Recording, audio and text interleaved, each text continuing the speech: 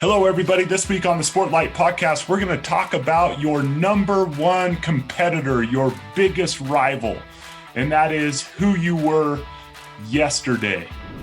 Welcome to the Sportlight podcast for parents, coaches, and athletes. The Sportlight refers to the time in an athlete's life when they have increased ability to affect the culture around them and the increased opportunity to learn life's lessons through sports. This podcast aims to help parents and coaches capitalize on their athletes' precious time in the Sportlight.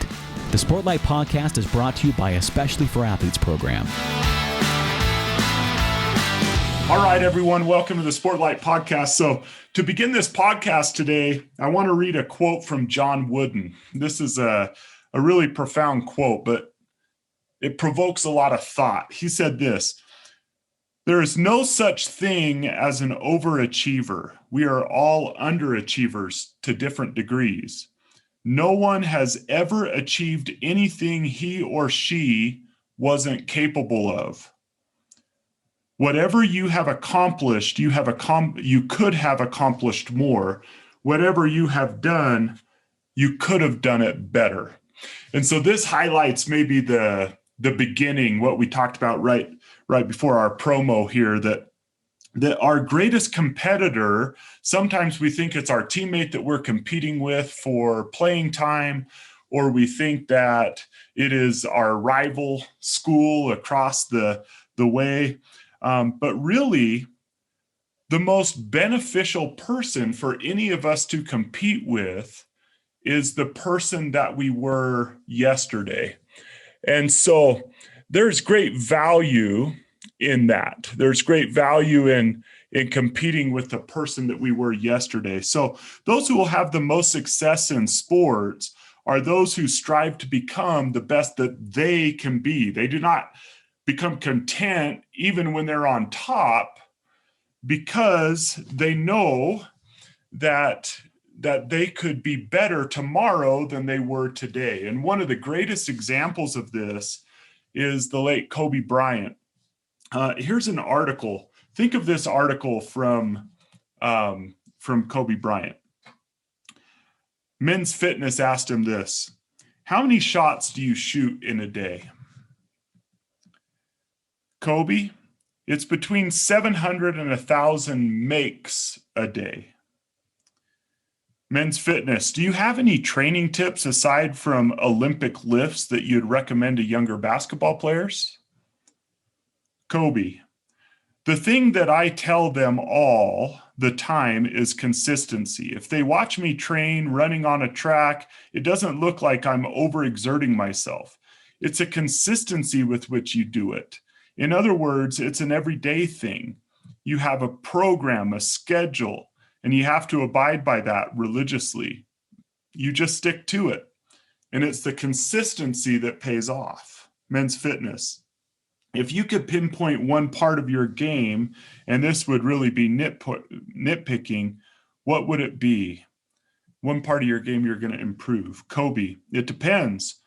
I usually make those evaluations at the end of the season along with my coach and the rest of the coaching staff, and break down the season and how I progress and how I evolve as a player. I go into the summer with a plan, exactly what I need to work on." Men's Fitness: "So that's every summer you break down your game?"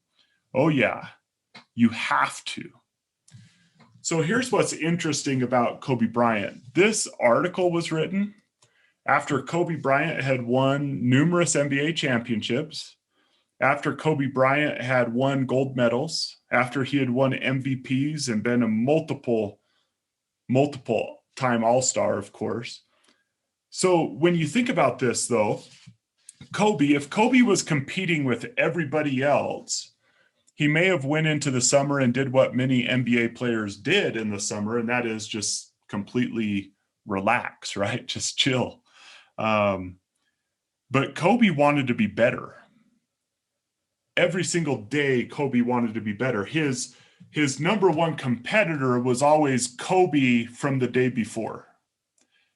And I love how he puts in here, I'm reading a book right now called Atomic Habits. Some of you have probably read it. If not, we'll reference it in a future podcast that we're preparing to do. But it's a really, really good book. And in that book, the author says that strategy trumps motivation, and he talks about how, or trumps goals is what he says. He talks about how everybody has a goal, speaking of sports, to win a championship at the end of the year, right? You wouldn't go to any NFL, NBA, Major League Baseball team. Right now, Major League Baseball has just started up. And if you went to any of those Major League Baseball teams and you asked them, what's your goal this year? None of them would probably say anything the second week of the baseball season short of winning a World Series. Everyone has a goal, but what the author of Atomic Habits talks about is very few people put a process in place that will help them to achieve their goal. And so I love this from Kobe Bryant. He says, okay, how do you get better every day? Well, you put a process in place, and it's not this overexertion. So many people, when they have a goal, you see this, it's the gym effect in January, the January gym effect, right? If you go to a fitness place on January 2nd, that is going to be the busiest day of the year.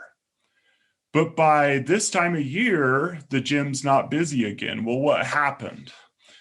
Sometimes people get this initial burst of excitement, right? They want to be better. They want to do better. And so they set these goals. And what the author of Atomic Habits points out is that sometimes they set these goals and they make them like so big at first.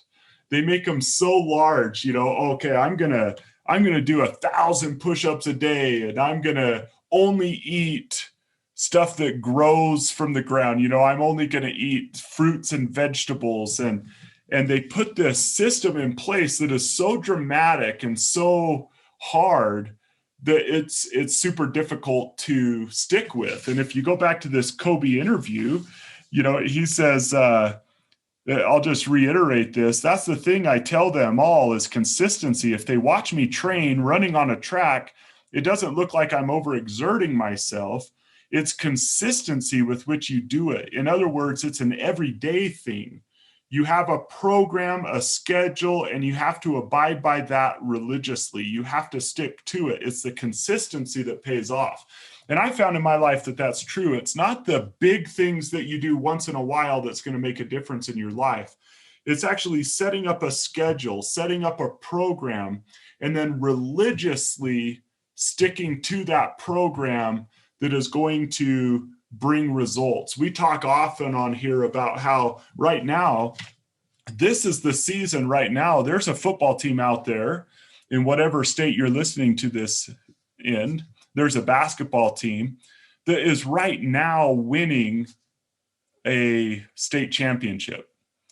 You don't see it because it's invisible. It's the guys or girls who are waking up right now, and they have this schedule, and every day they're getting just a tiny percentage better. And those who actually put that in place, they will be the ones who become great. And so sometimes we become super concerned with the school across the tracks. We become super concerned with the person we're trying to beat out. And then the danger with that is that sometimes they're just better than you. And so if everything is all about goals, I want to start next year, or we want to win the championship next year of our region or of our state. If it's just this big goal, but you never sit down and say, okay, what am I going to do day by day to get better? Having that big goal does not do anything for you. It gives direction, but it doesn't give you a process by which you could go about achieving that goal. And so you should have goals and tactical plans. What is your goal? And then you say, okay, if I'm going to reach that, then I need to do this. And if I'm going to do those things, then I need to do this and this and this every single day. And you set up a schedule and you religiously stick to it. Everyone that we've had on this podcast that we've talked to, they not only have a goal that have been super successful, all these athletes that have been super successful and achieved things that anyone listening to this would like their team or themselves or their child to achieve. It doesn't come just from making a goal and then putting it out there in the universe and then having the universe magically make that happen for you. The way people become better is by incrementally, day after day after day, just becoming a tiny bit better. And so a great way to do this, we talk often about winning the hour. And of course, those who listen to this podcast are familiar with winning the hour, but just by way of review, when we say win the hour, what we're saying is that every hour of every day, you kind of break down and you say, okay, what's my most important priority of this hour of this day? And then you dedicate your effort, your time, your concentration to that thing. And then as you transition from like a class to practice or whatever, that you consider, okay, what's the most important thing that I could do with my concentration, with my energy, with my effort during this next hour? And if you constantly ask yourself that and win the hour day after day after day, then you are going to build a wonderful life. And so athletes who really want to be great, there's a couple of things that they can do, especially during the off seasons of their sport, but they could do this during their sport too. We've talked about these principles many times, but on this podcast, I just kind of wanted to gather them in one, things we've learned from all these great people we've interviewed in this podcast. So the first thing is really to establish a goal. That a goal does provide great direction and great vision.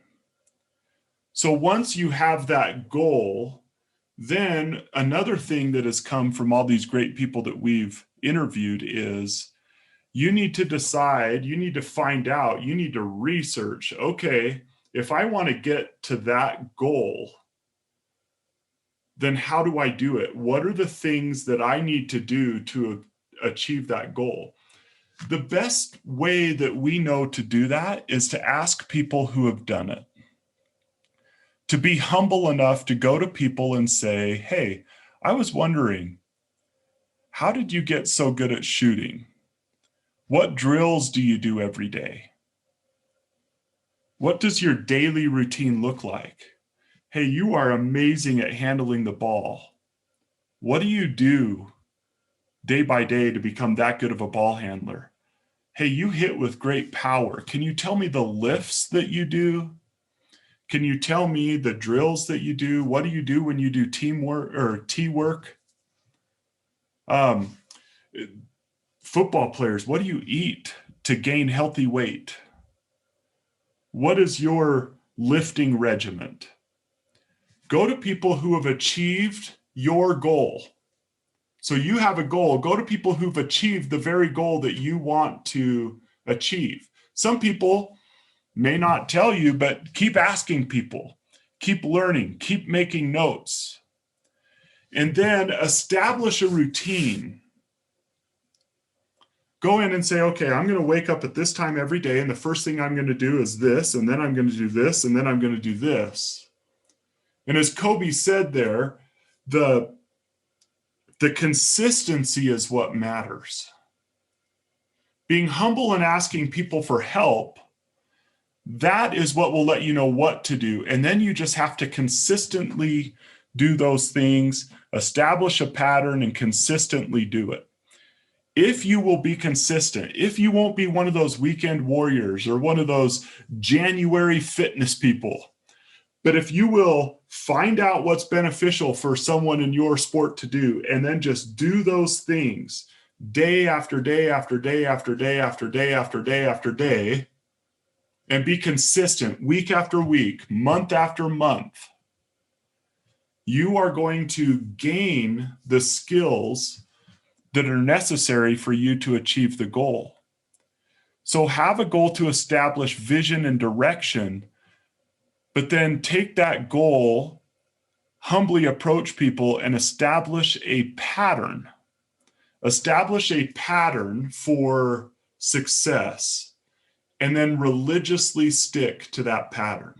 So Kobe mentioned it in this article that he did it day after day. And there are stories of Kobe Bryant sometimes going to a gym at 2 a.m. to get in the work to do his daily pattern because his travel plans wouldn't let him do it any other time.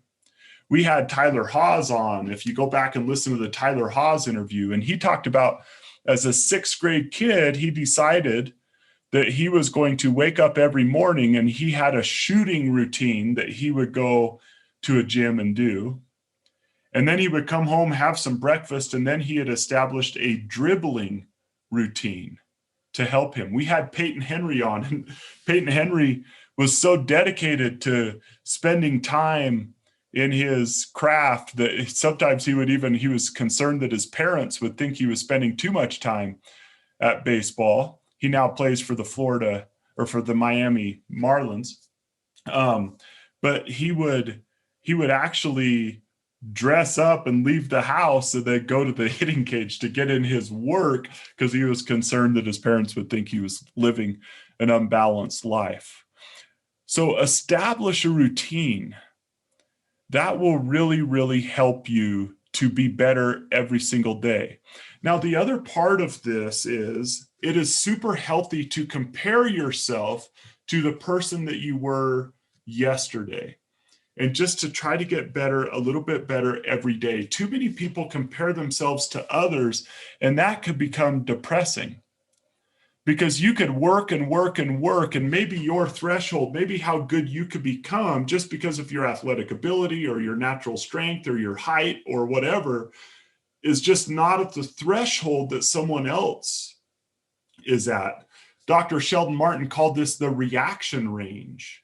In therapy, they have, for example, someone might come in and have Asperger's. And so they're working with this person, and their goal is to help them meet their potential. Their goal is not to help them become, is just like everyone else in their community. Maybe in some areas of their life, they don't have that threshold. They can't become as social and outgoing as other people in some instances. So the goal is to get them to their reaction range, to get them where they can get in their life. Well, likewise in sports, we should not be comparing ourselves to others and then feeling like we're a failure if we didn't become better than that person in golf and soccer or whatever. Our goal should always be to become our best. And so when we compare ourselves to other people, sometimes because the results don't happen right away when we start these routines, and then, we've done it for a couple of weeks, and then we go to a practice and that person is still better than us. They're still beating us out. Then we start to lose motivation because we feel like I'll never be better than that person. And the truth of the matter is, it's true. You may not become better than that person. If LeBron James and I went to the same high school, if Steph Curry and I went to the same high school, I could outwork them. I would never become as talented as them. They bring some innate gifts that I don't have. And so if that was my goal, I'm going to be the best player on my team. I'm going to be the best player in the state. I'm going to be the best whatever. Then what's sometimes demotivating about that is we can work and work and work and never become the best. But if my goal is looking backwards and saying, okay, I would love to become my best, and the way I do that is to put this routine in place and then to just do that routine over and over and over and over and over again, then I can become better day by day by day. And the goal should be to become my best, not the best. Now, if my best ends up being the best, that's awesome. But when we try to be the best, it can become a little bit demotivating. So that's our challenge to you this week on the Sportlight podcast. Just really take a look. What are your goals? Or if you coach or parent young people, what are their goals? sit down and ask them, what are your goals? Okay, now if you're going to do that, what are some little things you could do every day, every week, every month to achieve those goals, and help our athletes to set up patterns and routines that are aimed at reaching those goals. That makes those goals a lot more attainable. It's great to have a goal, but if you don't have a tactical plan, goals are really just dreams. And so establishing goals and tactical plans and patterns and routines that you stick to religiously, that's how you achieve your goals. So just a quick reminder, by the way, that in the upcoming week, we have those 2 events happening on May 3rd and May 5th. We are so excited for those. We're having Allie Bills, former WNBA player and college basketball coach at the University of Utah and Brigham Young University. She's going to come and she's going to talk to our youth and field questions from them. And BYU starting quarterback, Jaron Hall, is going to be with us at both those events, and he'll be sharing some wisdom with the youth, and also we'll be fielding questions from them. It's going to be a super exciting event. We're excited to get all these athletes together that could join us to be there, and we encourage you to be there. Get online and register. If you go to e4a.org/events, you can register and come get some swag, meet Allie and Jaron, and meet other athletes from around the country that will join us, who have taken the Eyes Up, Do the Work challenge. Thank you so much for joining the Sportlight podcast today. Keep your eyes up and do the work. This has been the Sportlight podcast from Especially for Athletes, sponsored by Coca-Cola. You can learn more about Especially for Athletes by visiting the website at especiallyforathletes.org. You can also learn more about the book, The Sportlight, by Shad Martin and Dustin Smith at especiallyforathletes.org/book.